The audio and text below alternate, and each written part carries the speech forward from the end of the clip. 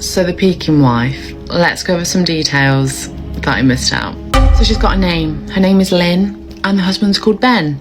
Really normal couple, together for 6 years, married for 11 months before this started happening.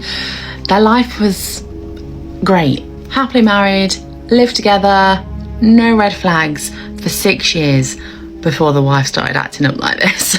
In the story as well, it's also mentioned that Ben loved horror movies, loved it. Lynn hated anything horror, hated any pranks, was a very stern woman when it came to pranks and horror and jokes. She didn't like it, she didn't want to be a part of it. The first couple of little peeks were just innocent little things that Ben thought, oh, she's just being a bit kooky, a bit silly.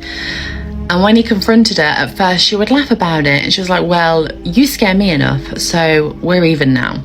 Her peaks obviously got scarier and scarier when she's underneath tables, in ottomans, just being a weirdo. Ben says that his life was a living hell. He was constantly living in fear, having to look behind corners, behind sofas, check everything because he thought she was going to be there. He was living in fear.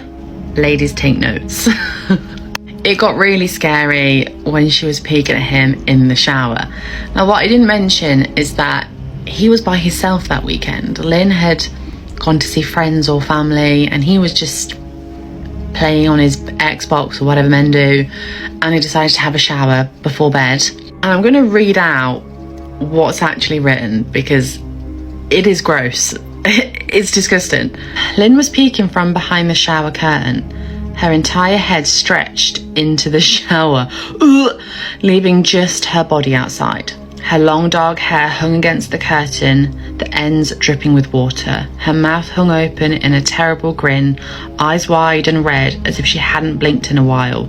I screamed and jumped back against the wall. She didn't move, nor did her smile waver.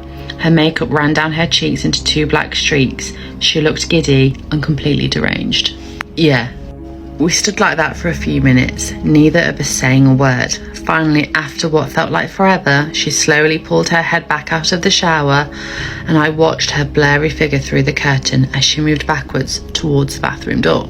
Now we know that she never left. She just pretended to leave and stood in the bathroom with him for 45 minutes, staring at him from a cupboard.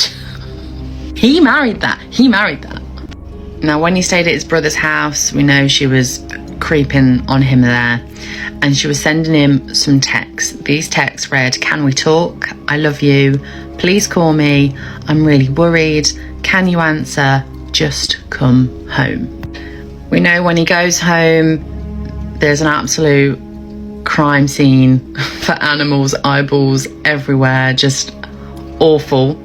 He runs after him with some glass. They call 911, happened in America, and they get in the car and they drive away. He has to go to the hospital because he needs to get stitches in his arms, and he can't go to his brothers, his friends or his family because he's just so scared that she's gonna just terrify them as well. And I do think she's haunting him. I know people say stalking, but haunt, he's being haunted by his wife.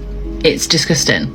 He goes to a motel and he's just there for a little while until he gets a text from her that says, "I found you," with a picture of the motel attached.